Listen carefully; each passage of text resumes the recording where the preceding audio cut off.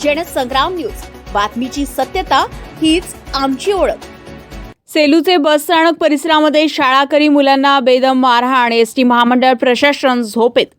सेलू शहरातील मुख्य बस स्थानक परिसरामध्ये गुन्हेगारी प्रवृत्ती वाढत चालल्यानं नागरिकांमध्ये भीतीचं वातावरण निर्माण झालंय। गुरुवारी सायंकाळी सुमारे 6 वाजता काही नशेखोरांनी बस स्थानक परिसरामध्ये शाळेकरी मुलींची छेड काढण्याचा प्रकार केला। यावेळी त्या शाळेतील विद्यार्थी मयूर अशोक जगताप राणा धपकी याने हा प्रकार हटकला असता त्या विद्यार्थ्याला बस स्थानक कर्मचाऱ्यांच्या समोरच बेदम मारहाण करण्यात आली।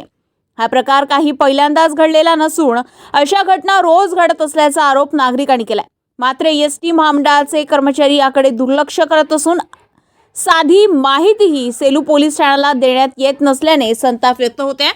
बस स्थानकाच्या मागील मोकळ्या जागेत नशेखोर टवाळखोर यांचा दररोज गोंधळ सुरू असतो। यामुळे विद्यार्थी व प्रवाशांना मोठ्या त्रासाला सामोरे जावे लागते। विशेष म्हणजे या संपूर्ण परिसरात एकही सीसीटीव्ही कॅमेरे नसल्याने सुरक्षेचा प्रश्न गंभीर बनलाय।